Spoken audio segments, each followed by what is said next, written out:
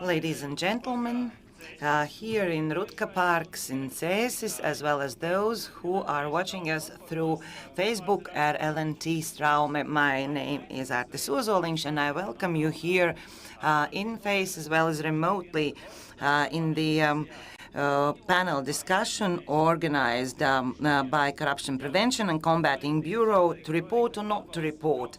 This is the project of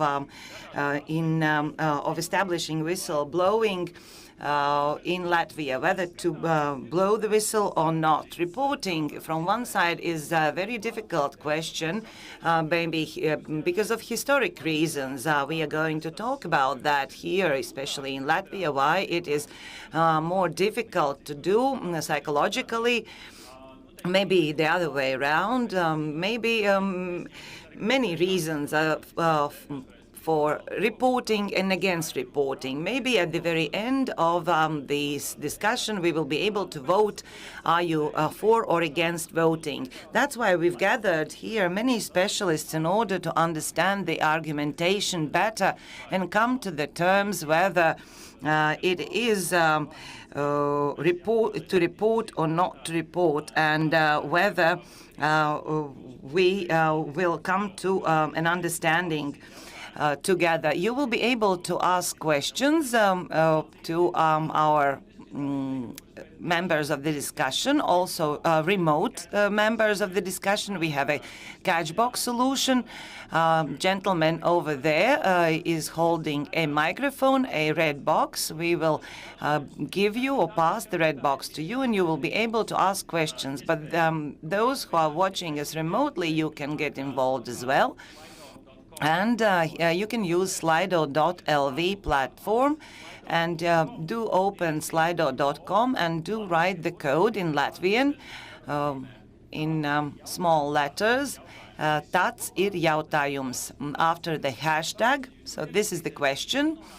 And you will get to the Slido platform where we have prepared for you two simple questions. And I hope that at one moment we will receive your answers and use them for understanding our discussion better. We will try to interpret your replies. So at the moment, already the first question is opened on the platform. You can open now your Slido application and write tāds ir jautājums after the hashtag, and you will be able to vote digitally.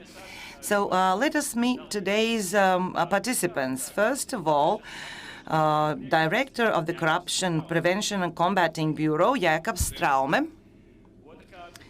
Then Armands Rūks, Chief of the State Police. Head of Financial Intelligence Unit, Ilze Znotiņa. Social anthropologist, Riga Stradiņš University Associated Professor Klaus Sedlnieks, as well as our guests. First of all, from USA, resident legal advisor in U.S. Embassy in Latvia, Amit Kabravala. As well as remotely, we have His Excellency joining us, Ambassador of Norway in Latvia, Christian Ødegaard. Hello. I am very glad that technologies are helping to build a bridge with Oslo. I will ask technical people to turn down the music so we can concentrate on our negotiations. If the music is somewhere else, we will just talk over it. We are going to talk about reporting and respect. We will start the first block of questions. We will start with the word respect because it's the main topic of this festival, Lampa. So I tried to look at respect and reporting from all angles. Mr. Straume, let's start with you. And the question is the following, maybe a bit provocative or trivial question, but that's the beginning. So is there a connection, and what is the connection between respect and reporting, please? I would say that that's not a provocative question. That is a self-evident connection, I would like to draw parallel with another question, namely vaccination against COVID. It is also a show of respect towards your loved ones, towards the society. The same goes about corruption cases. We are reporting them with an aim to have better future, better state. So this is respect against others. So this process is a gesture of respect, like greeting each other. Yes, exactly. I would like to come up with data of statistics. We discovered that 57% of all the people surveyed would be ready to report. 28% are doubting. So 57% yes, and 28% do not know. We have to fight for those 28%. The rest maybe don't see why it is necessary. So we can still persuade those 27% of our respondents for our common good. Let us now ask Mr. Ruka, whom do we show the respect when we report, for example, a corruption case? To whom do we show the respect? To us, ourselves, to neighbors, to the state? I believe that we show respect towards everyone you've mentioned. First of all, us ourselves. So we are respecting ourselves, and we are respecting belonging to this state which is good without crime, as good as it gets. And also the work of institutions is based on help of inhabitants. Our bureaus, our police, Corruption Prevention and Combating Bureau, we are creating our society. And if we respect ourselves, we have to report about corruption or other cases. Thus, we can tidy our country. Another question to Madam Znotiņa, whom we don't respect if we don't report. Is it, if not reporting, are we not respecting ourselves? I think Klaus will be better to answer this question. This is the question of solidarity and respect if we report. I, as a lawyer, might say that I don't respect the law if I'm not reporting, and the law is necessary for existence of a state. And if we don't understand that the reporting is necessary, especially necessary in cases of crime that can really harm the society or a person's health or life, or even a reputation. In my case, this is the reputation of the state. If I am not reporting about crimes in financial intelligence. So first of all, this is respect against the law. If we don't report, we don't respect the law, we don't respect the order. But we have a democratic society. We are respecting the law in good faith. It is not forced on us. Also, I believe it might be disrespectful towards ourselves if we ourselves are not supported by others and protected by others or others' people reporting ability. Let us take it as a mathematical equation. Reporting, respect. Which sign are you going to place in the middle of those words?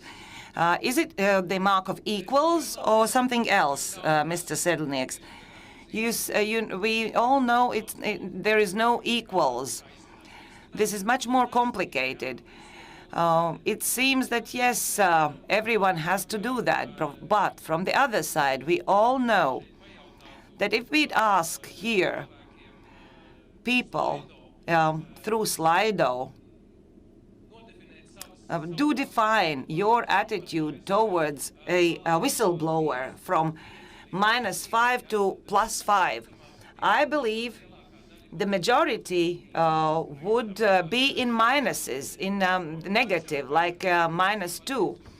I already gave the answer. We cannot do this experiment because I gave the answer already. It is not as easy as it seems. And we have to remember two things in order to understand what is happening, what we have to talk about. The first, our attitude towards the law, and second, sense of belonging of our group. I don't know how many of you and whether all of you spent time in kindergarten. I frequented kindergarten, and it's important to understand that we are animals of herd, and laws are very important for the herd. And children are kind of sucking in the law or the rules. And there were several rules or regulations that were cited by children like poems. Do not show, and there is a rhyme in Latvian. You understand the development, Freudic development of our childhood. And the third one was about also whistleblower. This, the one who is reporting, is a bad person. Or another rhyme.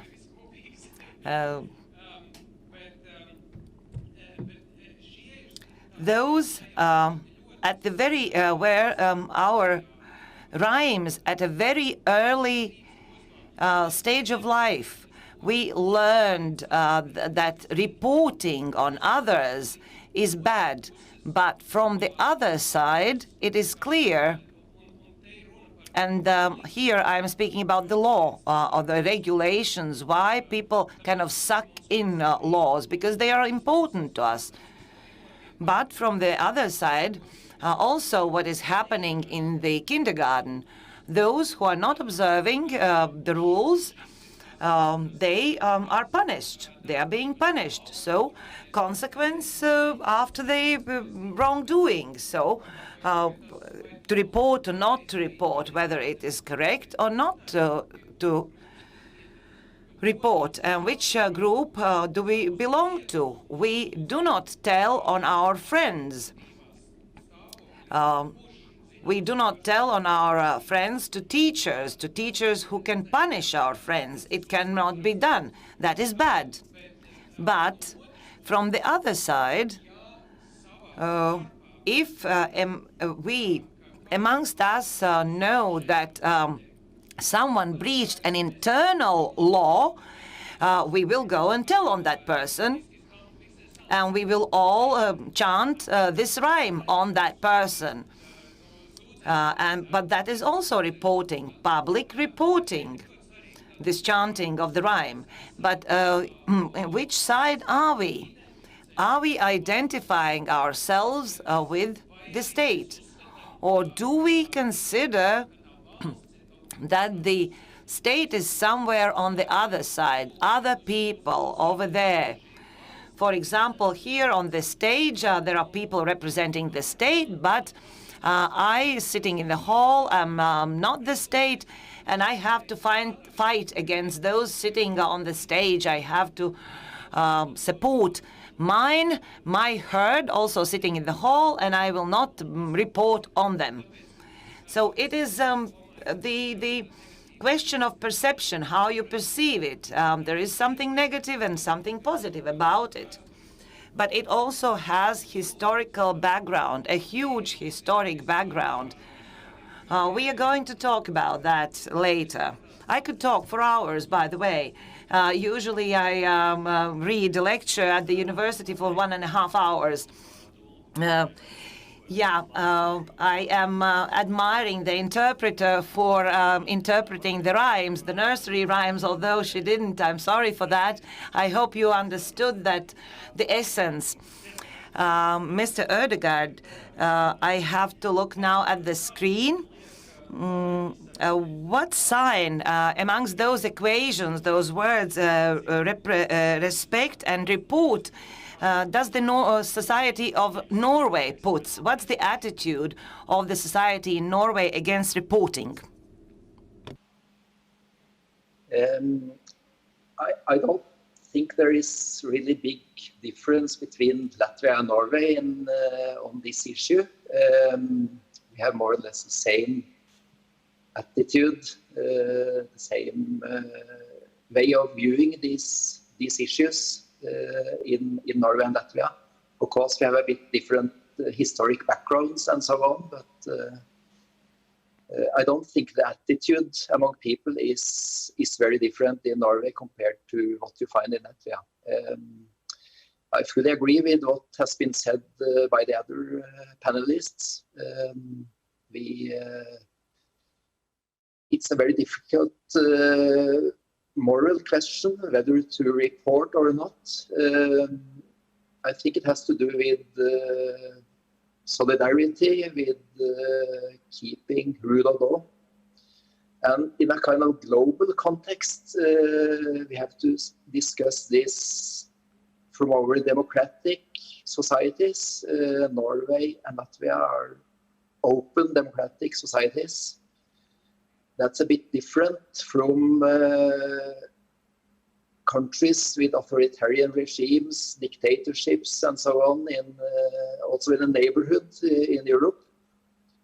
So how we conclude on this equation it depends on which country you are in, also in which political regime and judicial regime. Vairāk interesanti punkti, kurus noteikti gribējuši apspriest. Very interesting points. Very interesting points, dear viewers. If you want to listen to our discussion in Latvian, you can take an interpretation device over there.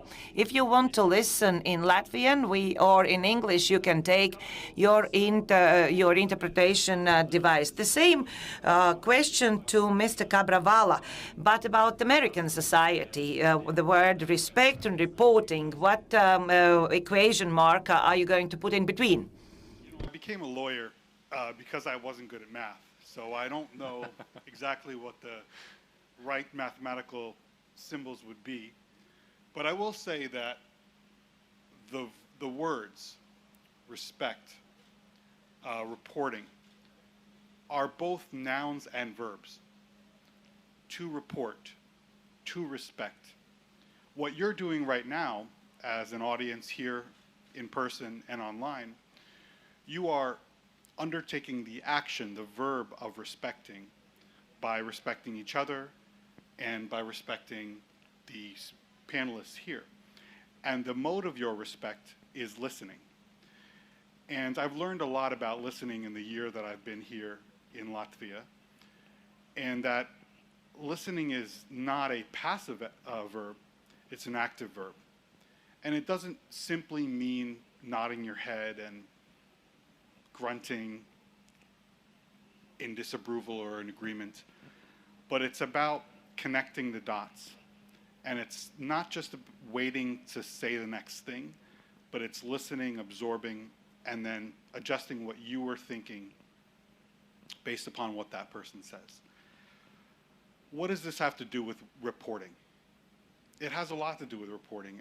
I'm a prosecutor. I'm not an expert in whistleblowing, but I worked a lot with whistleblowers in my career as a prosecutor.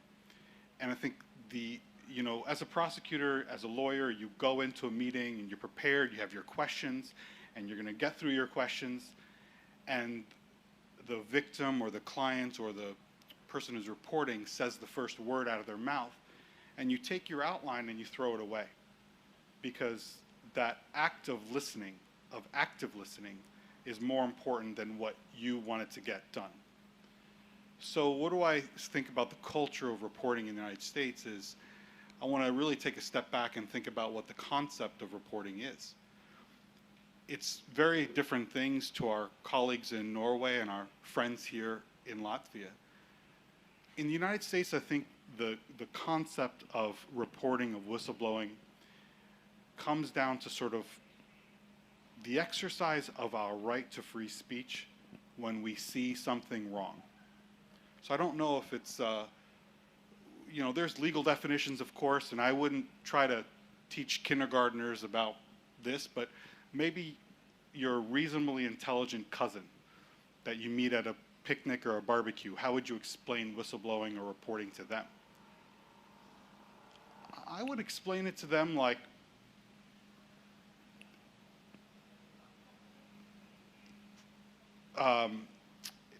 the exercise of your right to speak freely when you see something wrong. In various languages, they're called different things. Whistleblowers in the United States, some cultures call them lighthouse keepers, because the people who sit in the lighthouse warn ships of dangers. Some people call them bell ringers, because they'd go up into the tower to ring the bell. So, I'm sure we'll talk about this more today, but when we think about this concept of reporting, we got to think about it both as a noun and a verb. Ļoti interesanti aspekti. Very interesting aspects that we can enclose into today's discussion, noun and verb.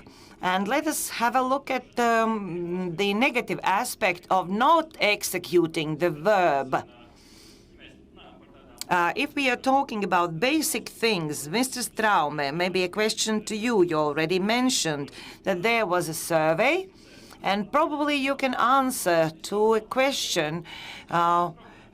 Is there a problem about not reporting here in Latvia? Or maybe we have created this discussion just for the sake of talking.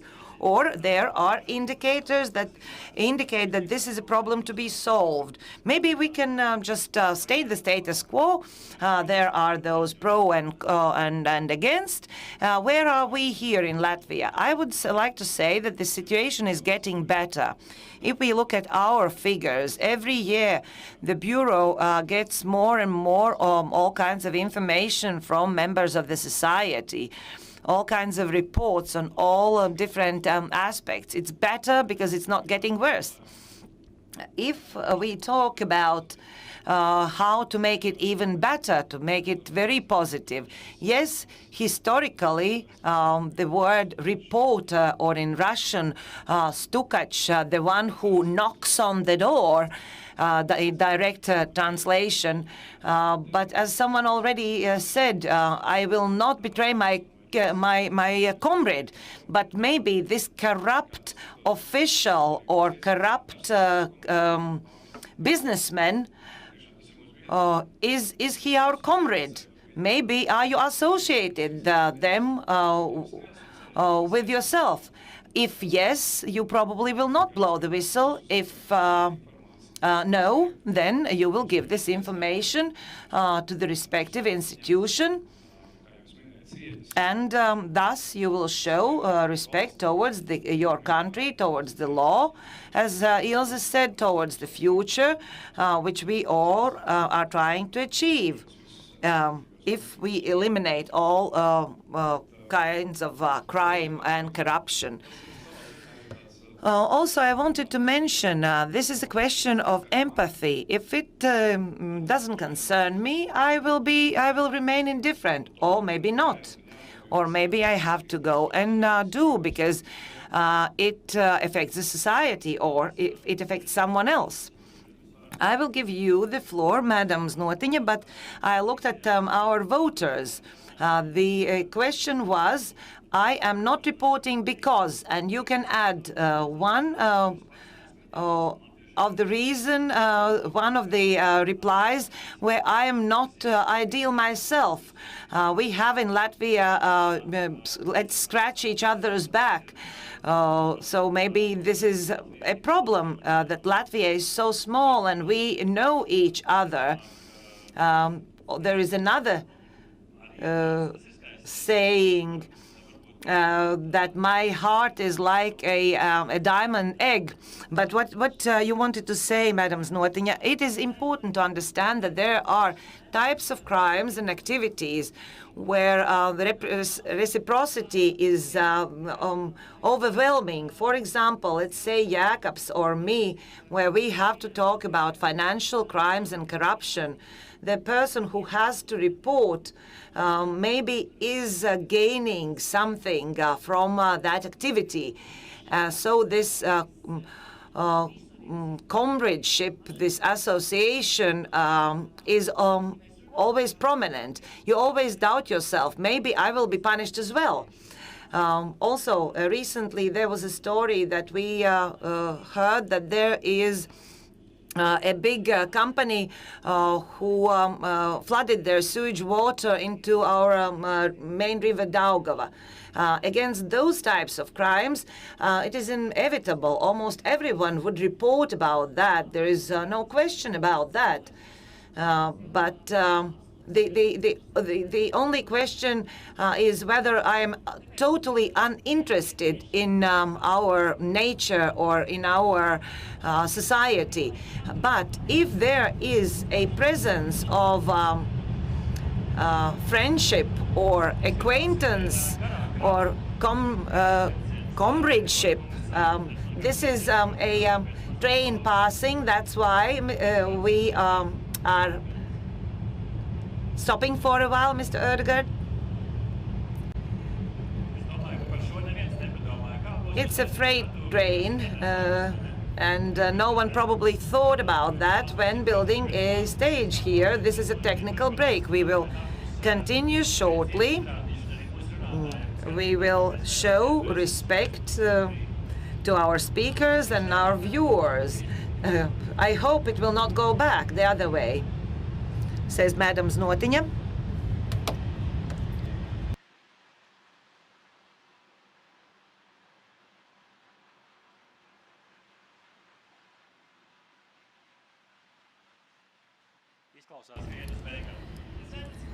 So you see, in these difficult circumstances, we have to work, and moderators are not taught what to do when the train is passing by. Yes, we are in a good position today. Why not be provocative? But for us, it is the main task because we are colleagues. And I personally, I believe that we, as public officials who receive those kinds of reports, have to create an environment where those reports never go unnoticed. Because the worst thing that could happen, you probably doubted yourself whether to report or not, or maybe you are guilty, a little bit guilty yourself. And then when you submit a report, you see that nothing happens. Or maybe the information is being flooded and you are reproached yourself or punished yourself. So the main issue from the perspective of the state has to be we have to take care of all the reports, and all the reports have to be taken seriously, even if they are false reports. In those cases, we have to explain to people when and on which cases they have to report. So we also have a lot to do. I also wanted to add about corruption, where both or two parties are interested in. And if we look from the perspective of conventional economy, then most probably we will never receive a report from parties involved. For example, one person got to provide service, the other got money. But human nature is not as easy as that, as simple as that. Because we have a sense of justice. We humans have sense of justice and emotions connected with it.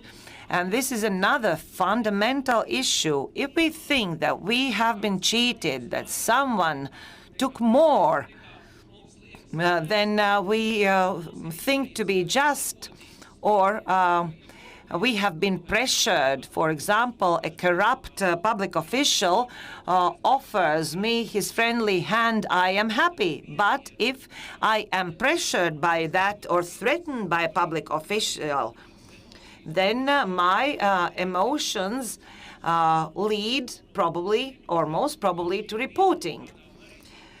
Because this is also one of the fundamental aspects of this issue, that we get angry if rules are broken or principles of honesty amongst two people. And if we don't have emotions, then there is a possibility that we will go by and not notice a crime.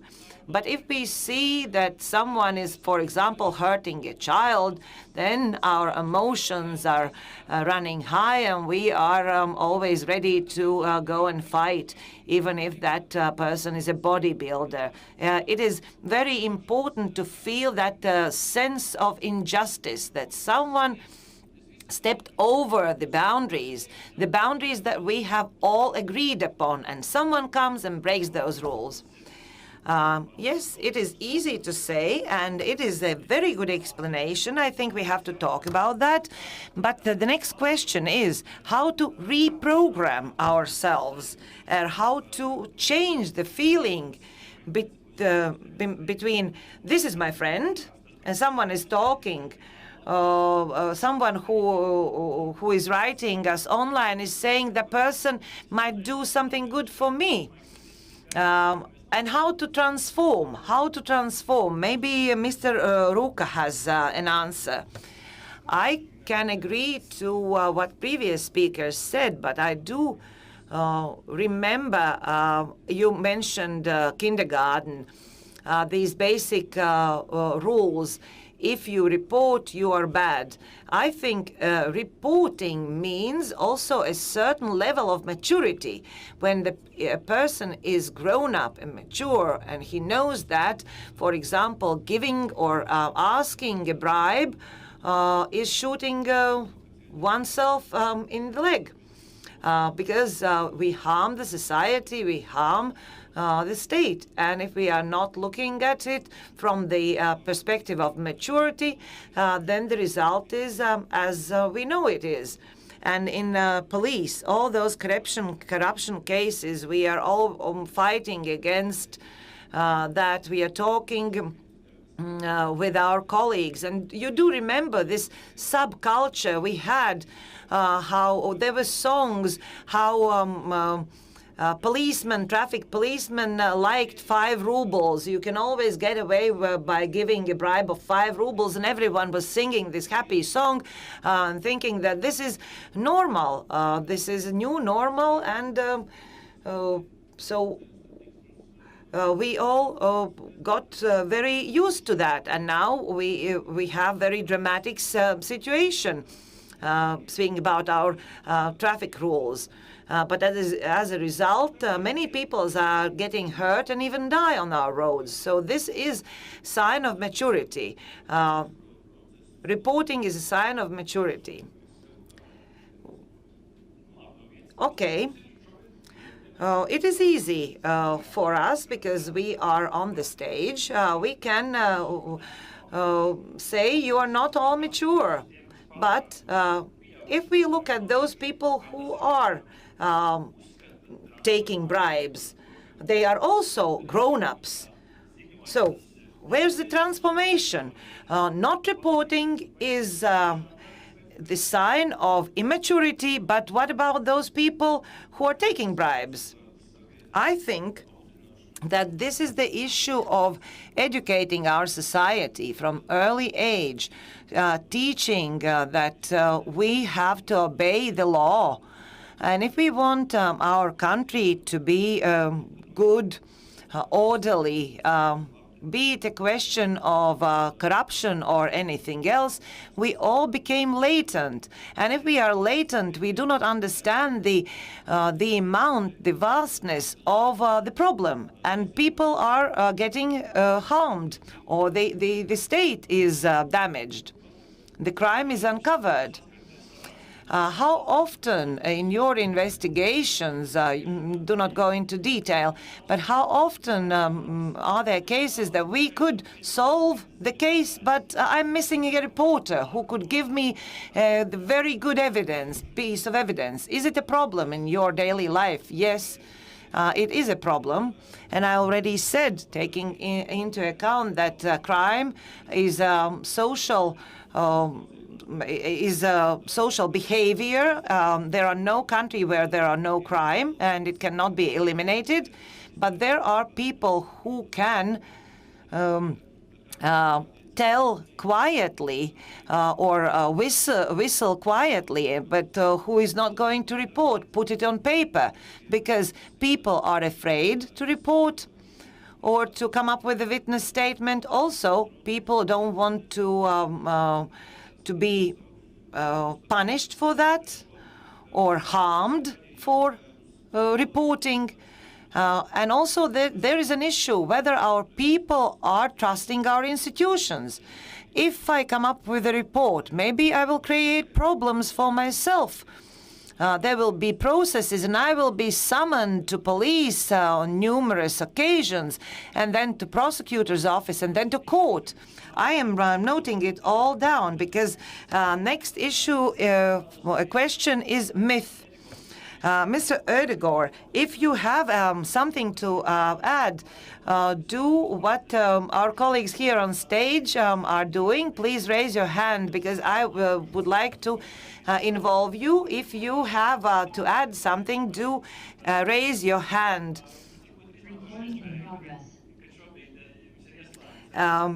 We will use this opportunity. You have your microphone on.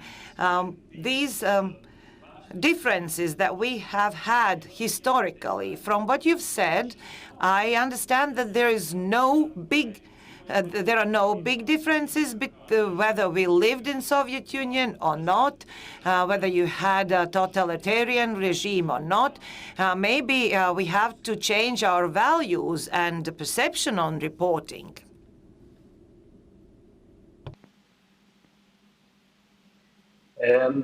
I think there is a kind of continuous development here. But first I would like to comment on two issues that has been discussed already. There was a reference to kindergartens and children, and that's actually a kind of important issue.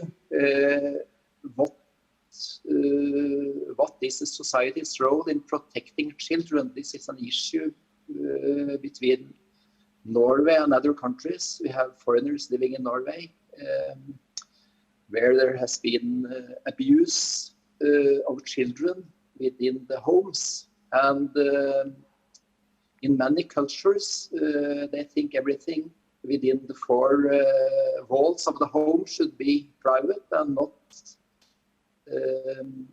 has nothing to do with society or police or authorities should keep out.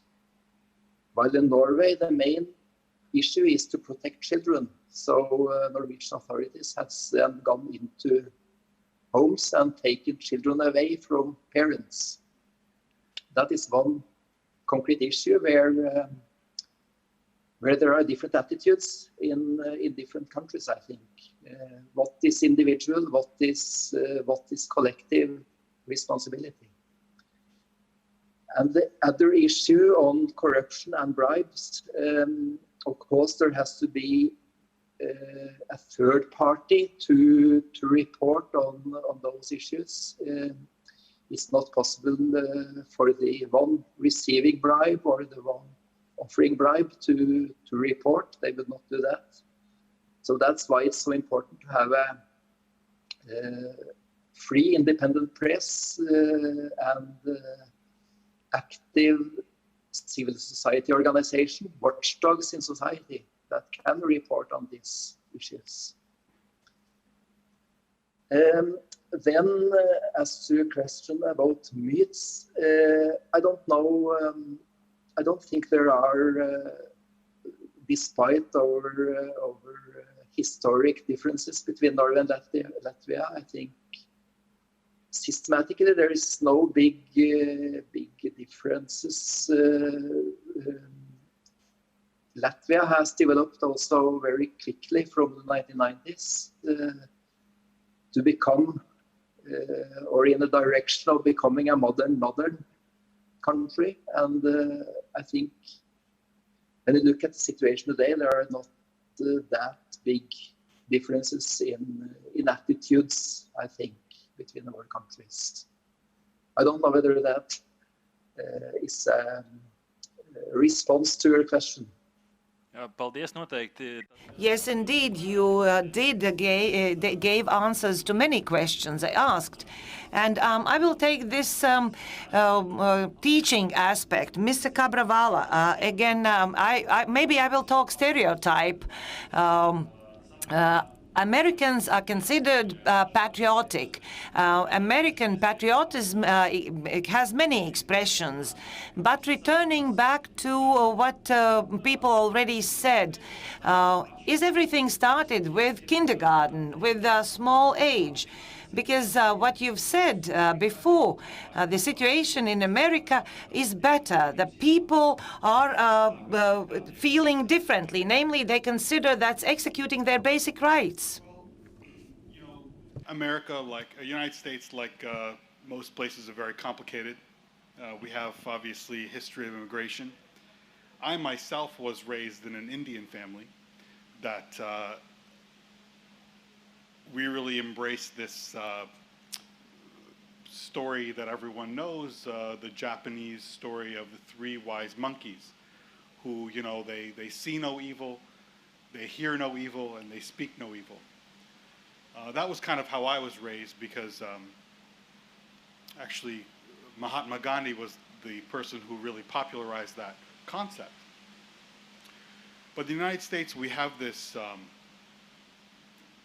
rugged individualism, we call it, you know, like, and that's tied to our roots as a place where people came to seek refuge, whether our earliest immigrants or later immigrants for economic opportunities. And then immigration throughout our country's history has been defined by this seeking a new life.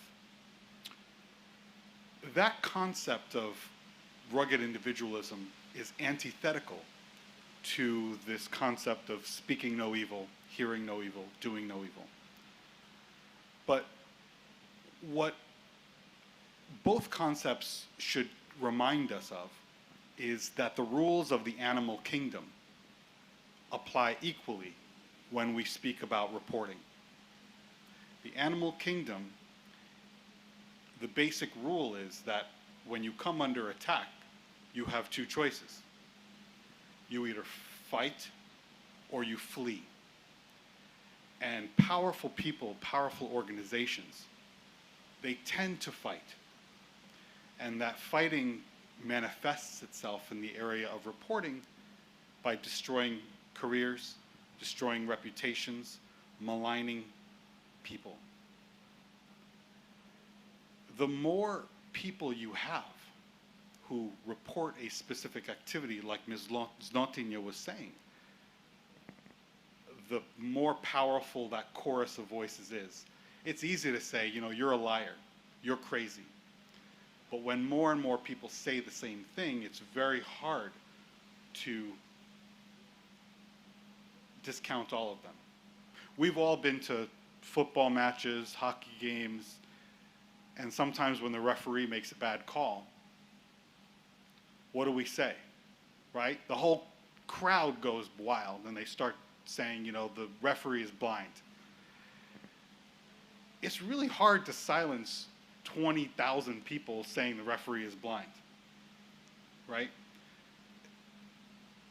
This is the same thing. When you have a lot of people bearing witness, that animal instinct goes from the strong, powerful person, corporation, institution, singling out that reporter, that whistleblower, to where society singles out that powerful, corrupt organization and looks down on them, like that angry crowd judging the referee for making a bad call.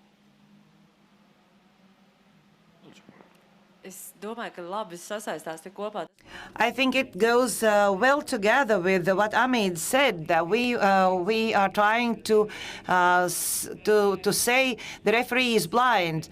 Yes, it is an important moment when reporting. The society has to know the rules of the game.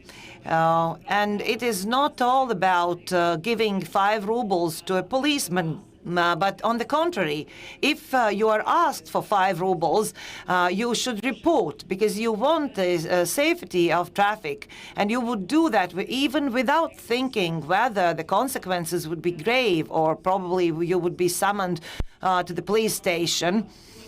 And Arman said very well about maturity, but I would like to expand it. It is the question about the maturity of the society. I think we have developed in quite a rapid pace in the last years. And it is important that we are talking about that today. Let's remember the society 10 or 15 years ago. Then we accepted corrupt public officials who asked a sum of money for every signature or delayed processes, and that was normal. Now, biggest part of society understand that that's wrong and will not tolerate that. But all the organizations and of the country, of also NGOs, have to explain what has changed and why the society should be reproachful towards those corruption cases. Mr. Sedlnieks, maybe the problem lies in the very beginning. Because I saw, for example, Norway is kind of different, but at the same time is not different. Reporting law is called, again, a Russian word, knockers law, those who knock on the door. But where is the problem? We don't want to say bad things about police, but we all have heard stories of offering money. For example, I was driving 120, I gave 100 and everything was okay. Where is the problem? Is that are those tales from history, or is it happening now? The essence of the problem lies in the following. It is connected with legitimacy of power, because here everything depends on that.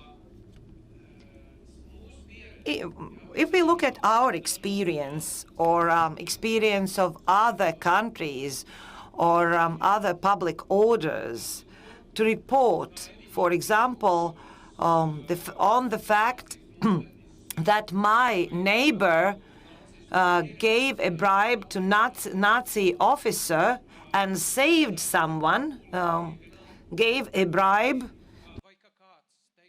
or that someone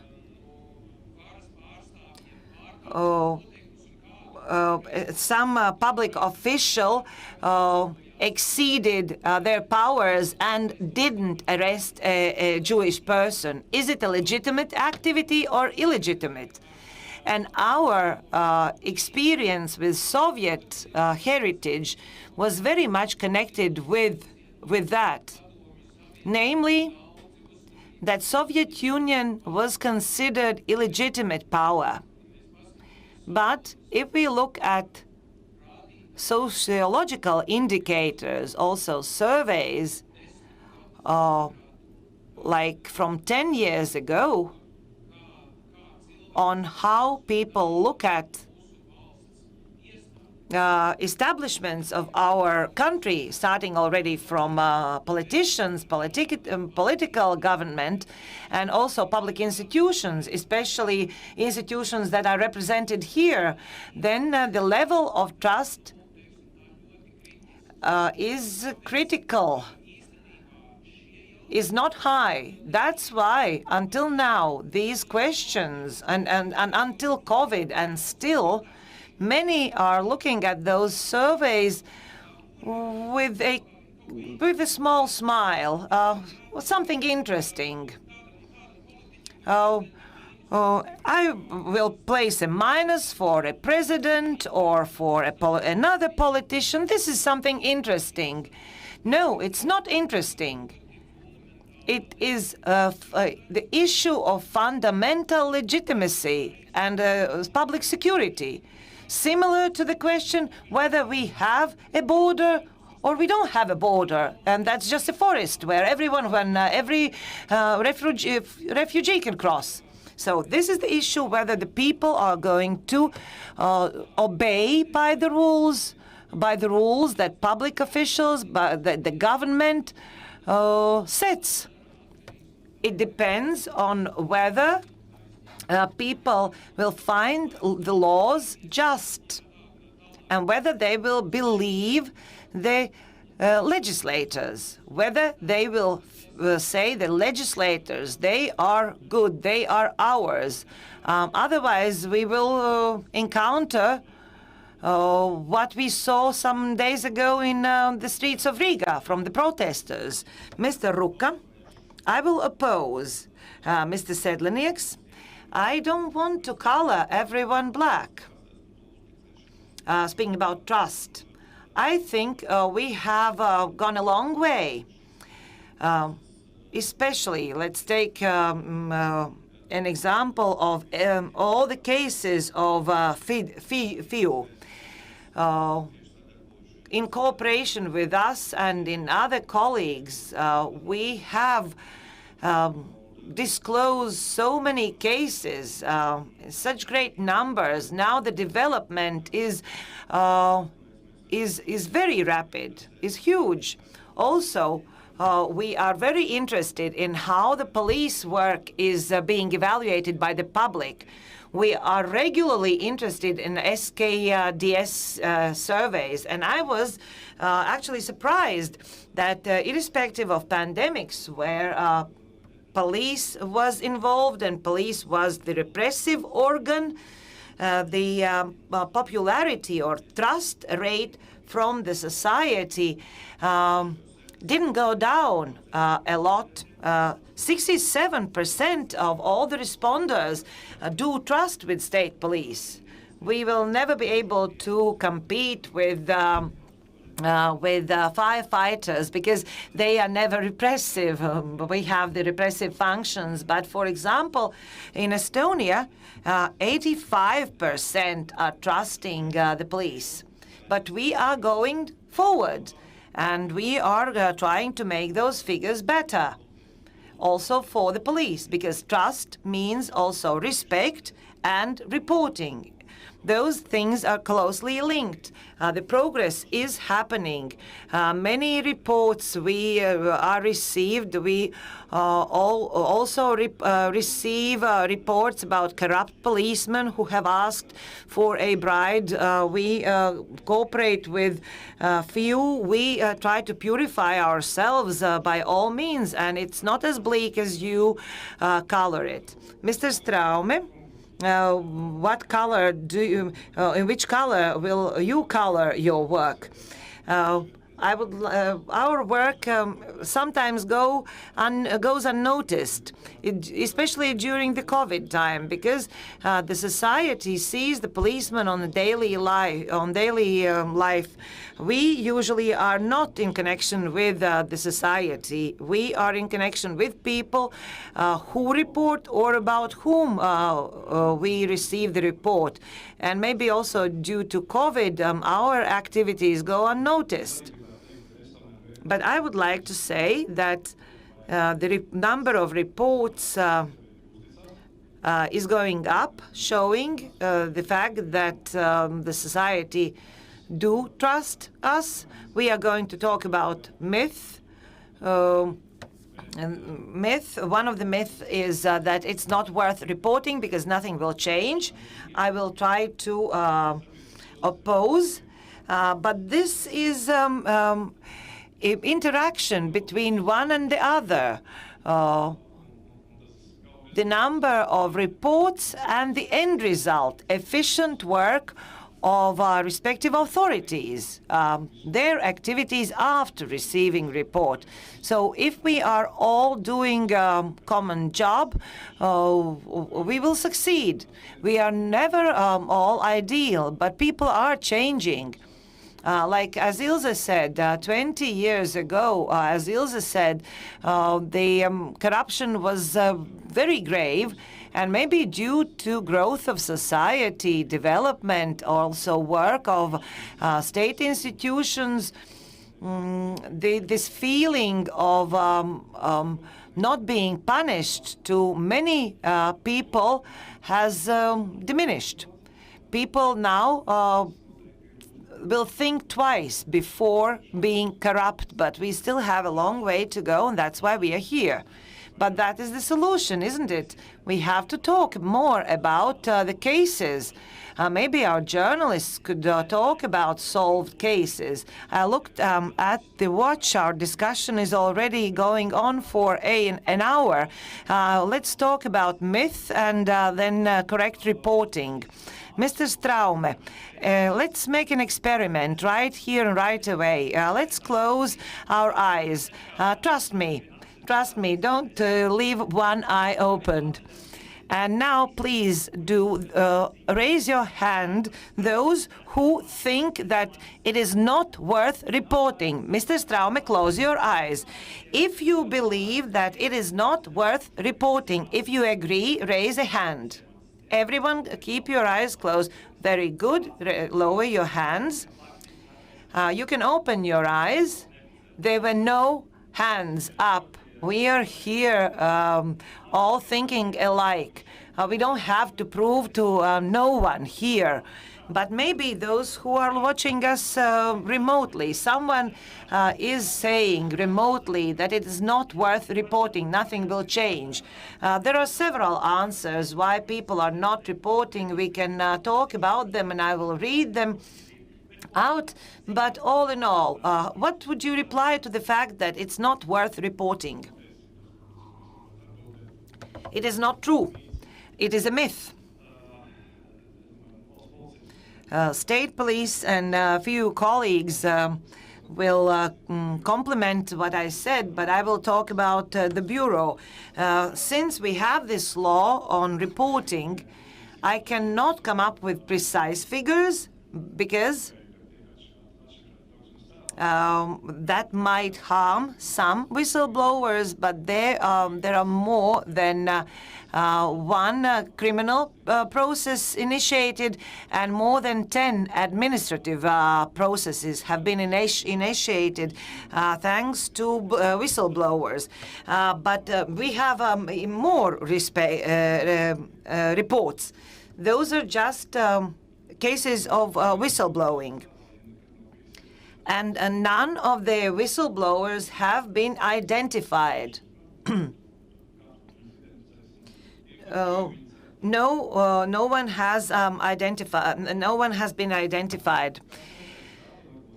What maybe creates a negative reaction sometimes is that the following: not always whistleblowers' expectations are met. Maybe the whistleblower thinks it is evident, the crime is evident, but nothing has been done. So, but I would say leave it to the experts to verify information, to find facts, and be assured we will do everything possible. And when we have information and there is a result, whistleblowers are satisfied. And this is it. But in cases when whistleblowers are dissatisfied, very often these stories are told publicly. Thus, we probably have this perception that it's not worth reporting because nothing is happening. Based on the information that we receive from members of the society, we place together a puzzle in one or another issue. We initiate activities, checks, sees and search activities, etc. This is from me. In order to understand figures, how we interpret figures, more than 1 and up to 10. So 11 cases. You said you are not going to say the right figure. Is it a lot? 11 cases. The reports from whistleblowers are not so many. We are the second ones after State Revenue Service. And it's not that it's a lot, because I should say it is big courage to become a whistleblower, because this person identifies him or herself to that establishment.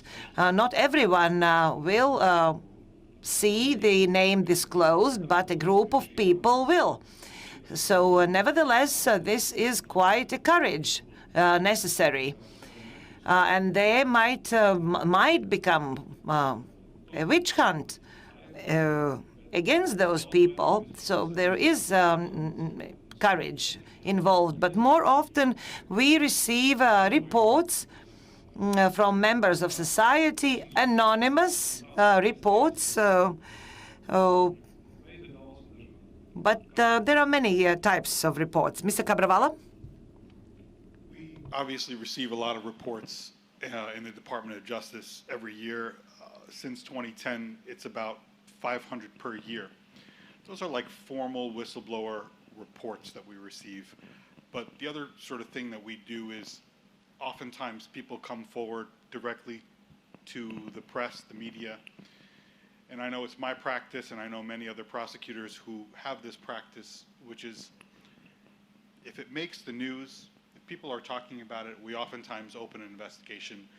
We don't necessarily need a formal complaint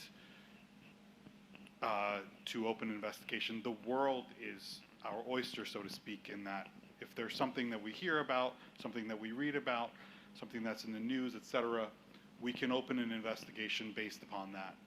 But let me take a step back, because I wanted to address a point that Mr. Strame made, which is a very good one, which is it's not really a binary choice about whether I should come forward. You know, these surveys, Eurobarometer, etc., if you look at the surveys, many people are saying, well, I don't come forward because nothing is going to happen, right? There's no action going to be taken. But it's not a binary choice about whether I come forward. There's many factors.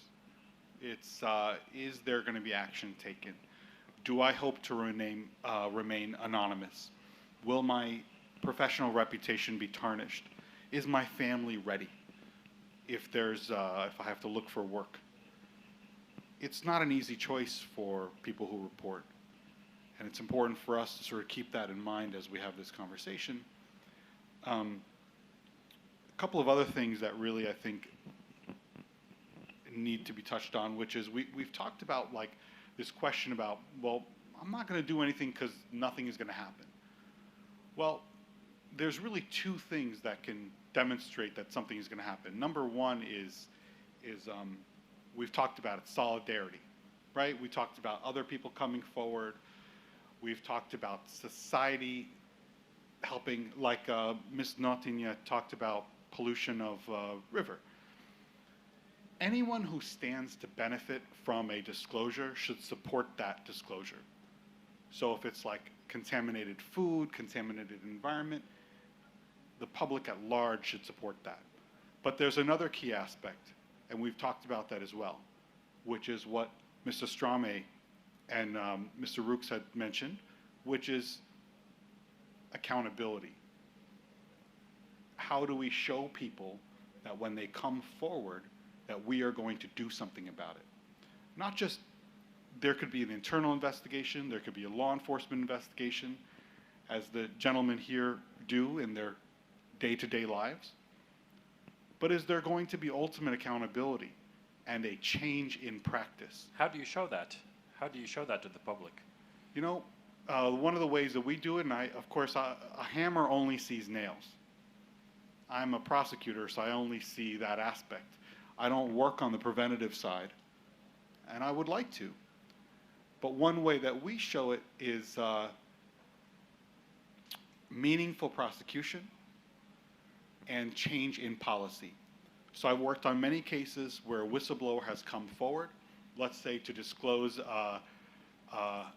insanitary conditions at a medical facility that makes oncology drugs, right? So like the most vulnerable populations of people are getting dirty drugs. It's the perfect crime. You hold them to account. You hold their individual leadership to account. And then you force them to make changes. Compliance programs, inspections by outside auditors. You hold them under a microscope for years. And our courts have been amenable to this. You know, it took a brave prosecutor some years ago to say, you know, why can't we force the company in a plea agreement or in a judgment to hire an accounting firm to look at them for the next 5 years and report to us every 3 months what's been going on. It's very expensive, but that's how you change a culture. You also show the public that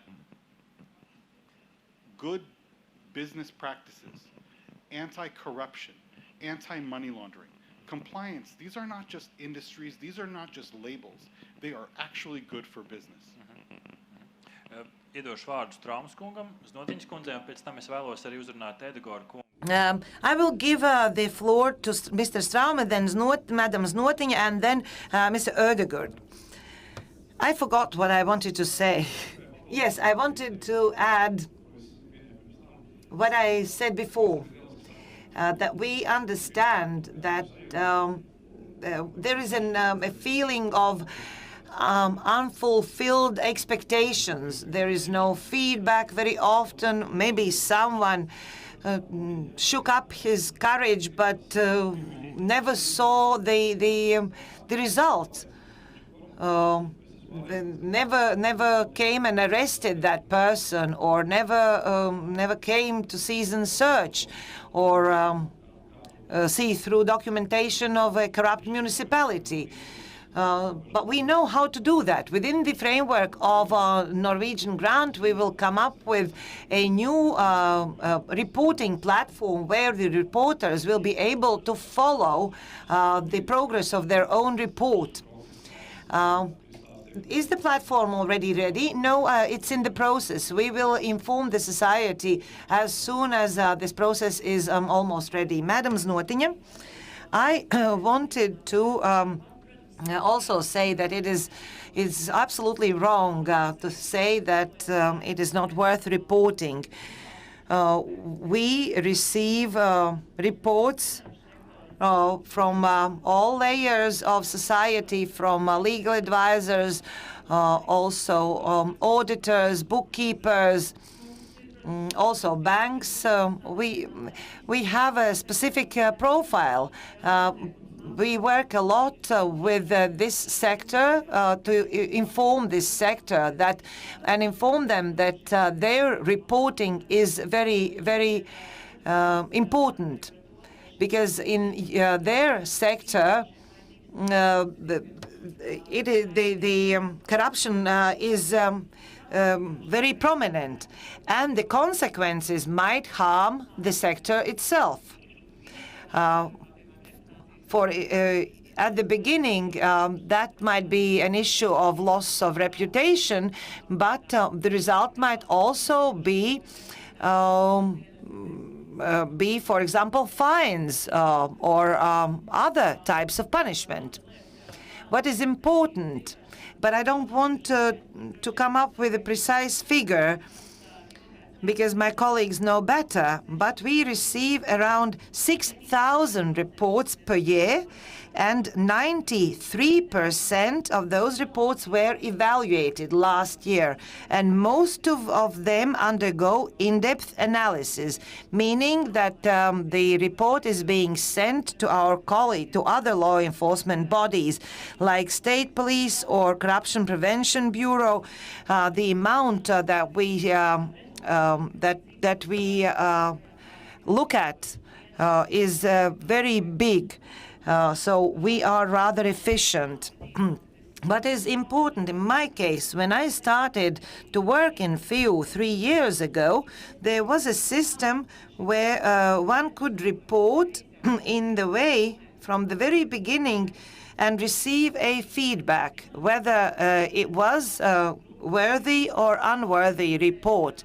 We have cooperation groups, and there are people sitting in the audience here, people who received feedback from us, whether the report they've submitted was good or not good.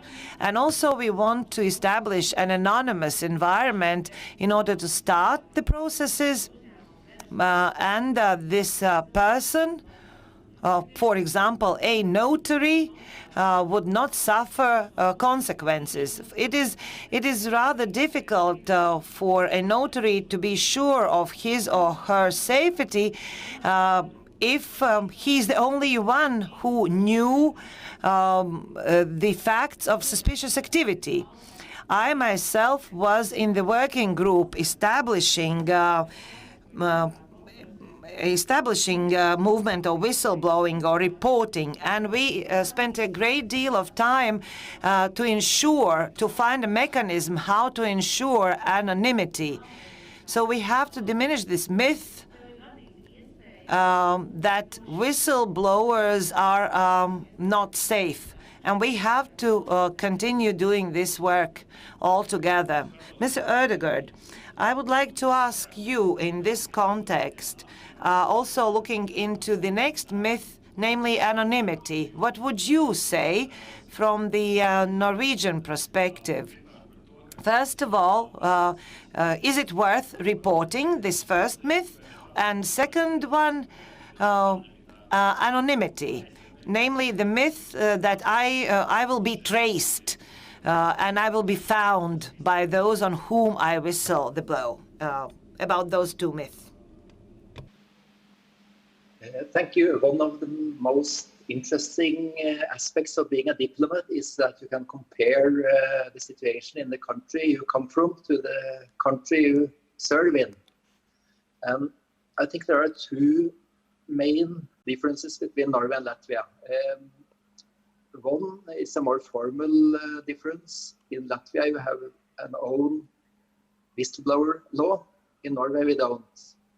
In Norway, this is regulated through different laws, work condition law, civil servants law, and so on, but we don't have an own whistleblower law or regulation.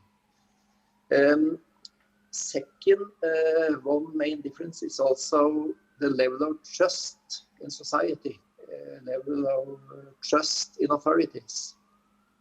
That is generally much higher in Norway and the Nordic countries than in Latvia.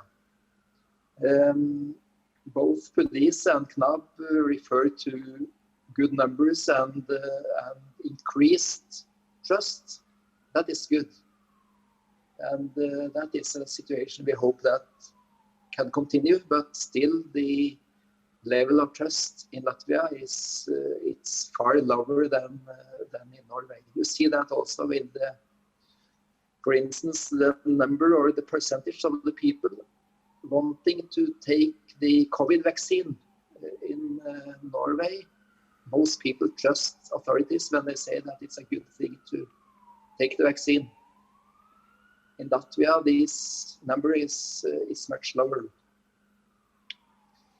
Then as to, and I would also say that more important than laws and regulations is of course the practice, and it's through practice you increase trust and increase numbers and increase the number of cases that are reported.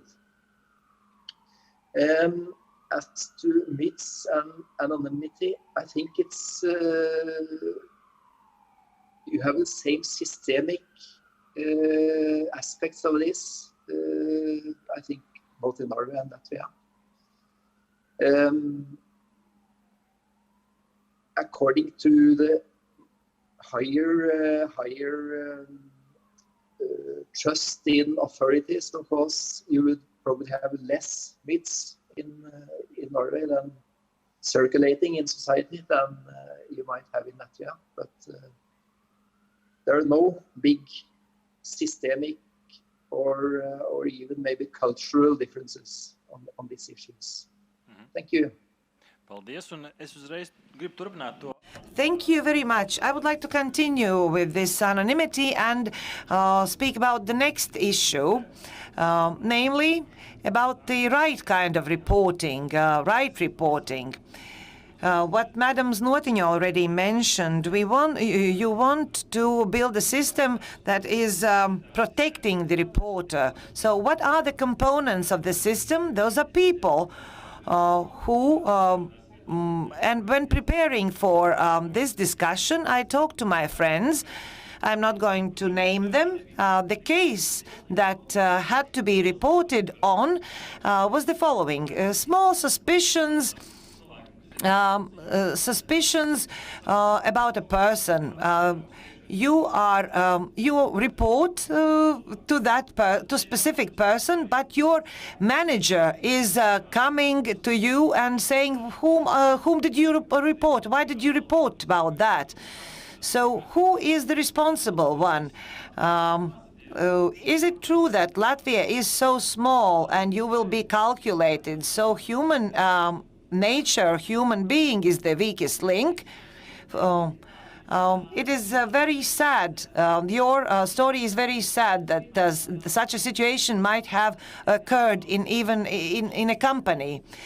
There was this person who didn't understand his duties, namely the person, the first point of call, namely the person to whom to report in the company. But then this manager somehow also did wrong and disclosed him or herself. That means that in that particular office, the whole system has been built wrong. This system that would never allow information to go down the right channels and to bring the results. So this is the issue that we are sometimes being ironic about, namely that the rules of the game are defined on the highest level. If the manager or even the director is tolerating this wrong system or even creating this system, then this employee should report on that organization and leave that organization. This is the right way how to act against such organizations. So this mechanism, we are at an early stage of whistleblowing. In 2017, we were thinking how to establish this mechanism, but I expect that by as time goes by, this mechanism will become better. But we will have to inform the state chancellery or other institutions about such companies or even state institutions, because they jeopardize the institution of whistleblowing. Mr. Straume, looking about whistleblowing, reporting, the fact that you are reporting to your colleague, maybe that is a problem in your company. In a company, there's a dedicated person whom you report to. Maybe that person should be from outside, not your colleague whom you know. Maybe that would be the solution. Maybe that is the problem that we are reporting to our colleagues. Maybe it should be there should be a system. The organization should create a system which can deal with those issues. If the company or an institution cannot cope with the system, because reporting is about mishaps in the institution, about something that is going wrong or being wrong. My own experience from my work at the university also shows that raising a problem connected with negative internal issues very often are looked at as going against the team. We are all working as a team, and then you come here and you are rocking the boat. You have not understood what we are doing all together, because activities of the colleagues have to be taken into account. It is difficult situation. There should be a structure, but at the same time, we have to promote internal understanding that to understand that we need colleagues who are not afraid or ashamed to say that this or that is wrong in our organization. In many levels and many things. I'm not here talking about giving a bribe, but about something being wrong in the company. If you see that in the company everyone is taking a bribe, then of course you will not go to your colleague and report. We have 10 minutes for some small questions, and I hope there will be more questions from the audience. But if we talk about correct reporting, and I will look at Mr. Straum and Mr. Ruka, how anonymous can be a report in order for it to be valid? Because this is one thing that our viewers said. How anonymous can be a report in order for it to be valid, from your experience? Every situation is different. What do you mean by anonymous? I am not saying my name and surname, of course, yes, but maybe then by the content you can calculate who is the whistleblower or reporter about the situation, and at that moment it is the question of trust, trust in the institution. If the information will not contain all the elements in order to understand the situation, it might be unuseful. For example, information that Mr. X is taking bribes, where, how, that is a signal which will be verified by the police. Even the smallest line about bribes will be verified.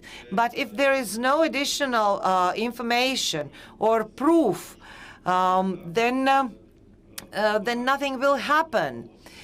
We, the establishment, are responsible for keeping the report or reporter anonymous.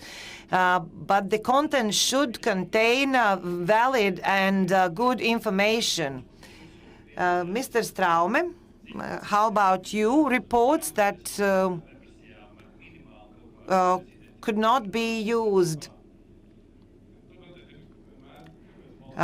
There should be a good balance, how much information you enclose and how much you disclose about yourself.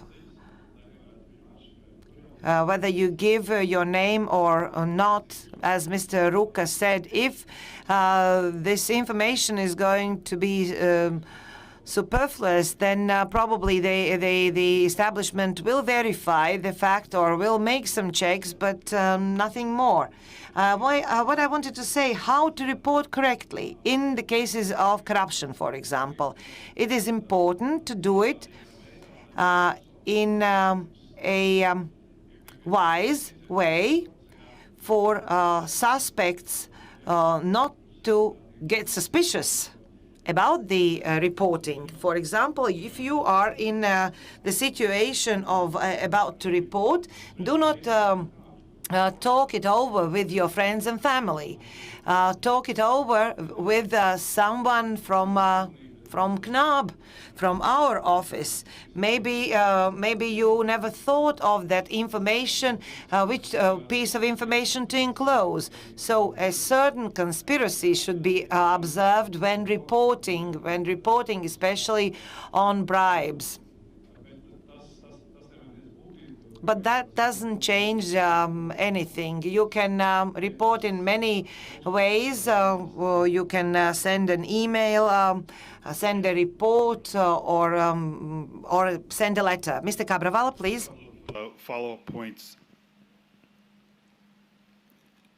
There's certain limited value, to basically getting a complaint written on a piece of paper, dropped in a box, and an investigator being told, go with this.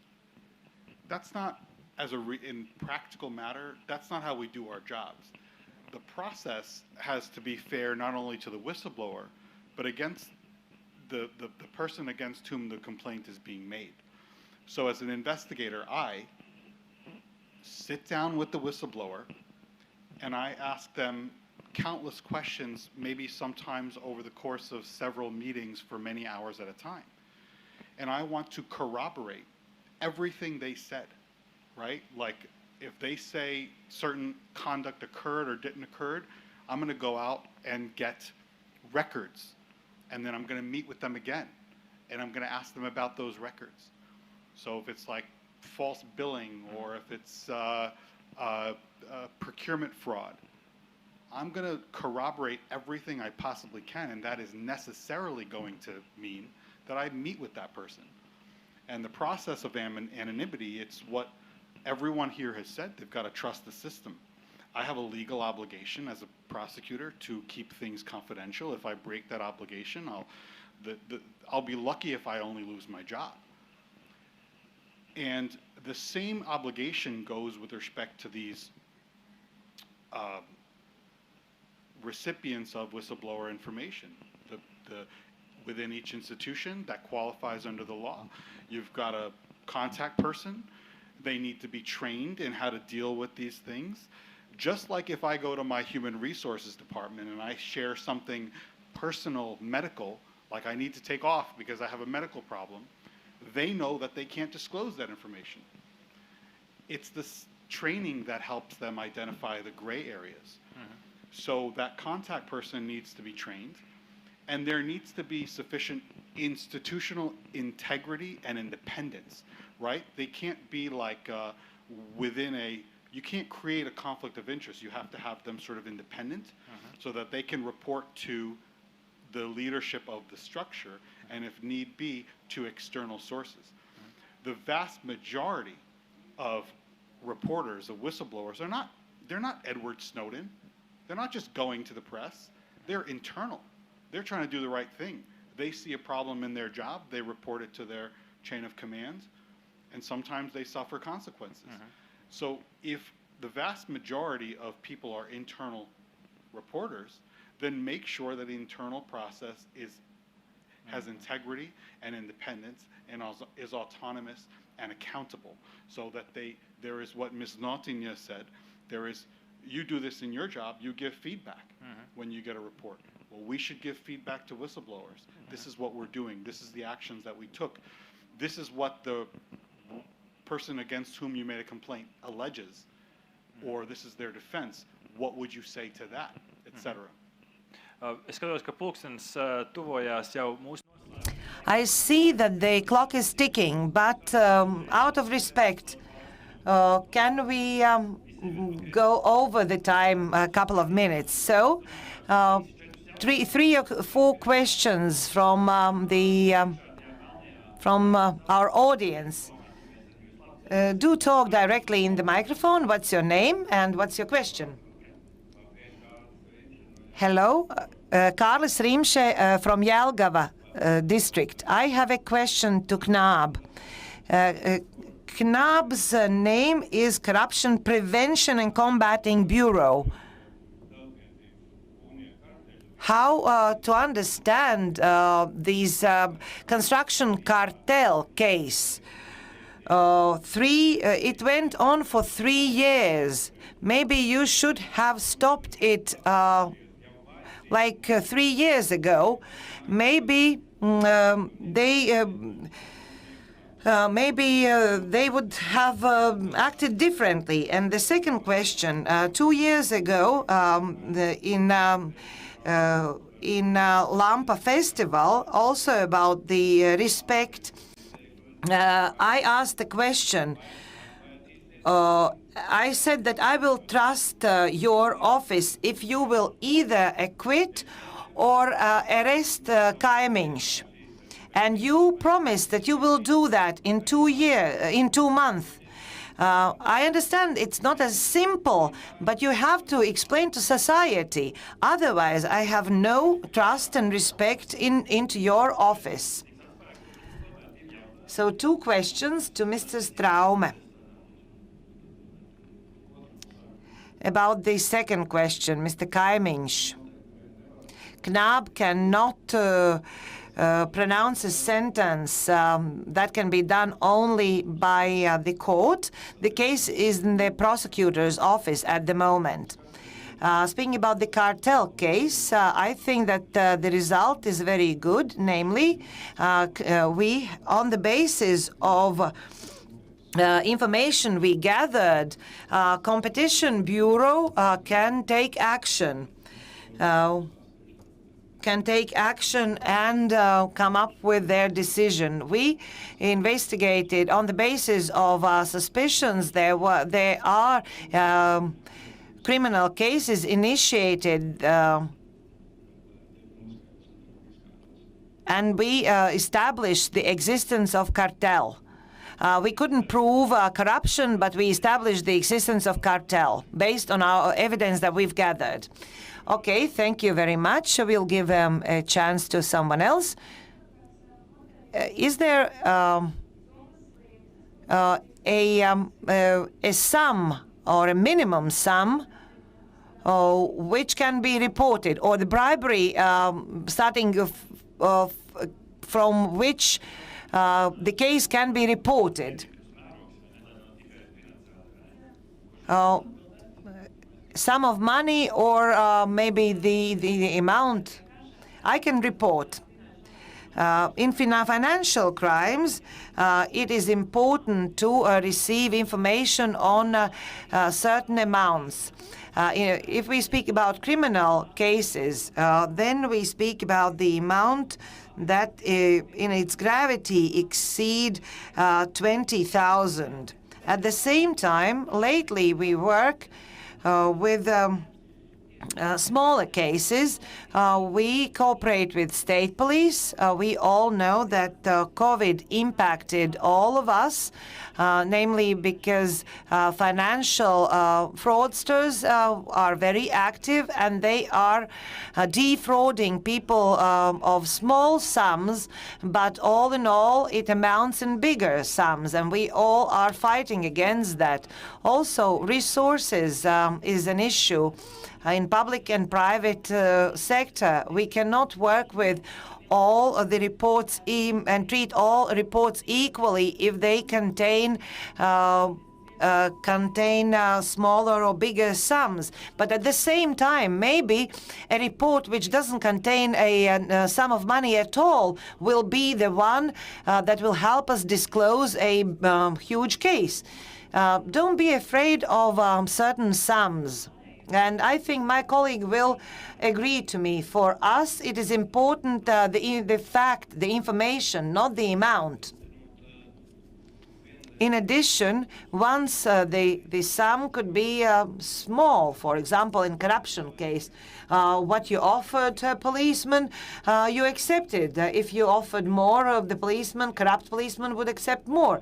And you should report the fact. Not the sum that you gave to the policeman. And then within the competency of our institution, we will disclose this case. Also, we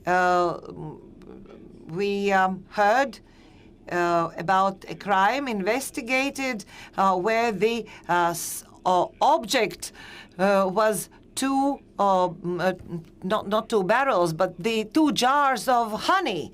And 2 policemen were committed for accepting 2 jars of honey. Ladies and gentlemen, colleagues were signing the end of this debate. Thank you very much, colleagues. We are here in presence. You can ask questions afterwards, maybe if you can catch the speakers. But now, thank you from me and everyone else to the following people: Jakob Straume, Director of the Corruption Prevention and Combating Bureau; Armands Ruks, Chief of the State Police; Ilze Znotiņa, Head of Financial Intelligence Unit; Klaus Sedlnieks, Social Anthropologist; Ambassador of Norway, Christian Ødegaard, for him to hear us in Norway, as well as residing legal advisor of U.S. Embassy in Latvia, Mitka Bravala. Thank you very much. Let's meet somewhere else on another stage, and have a nice day.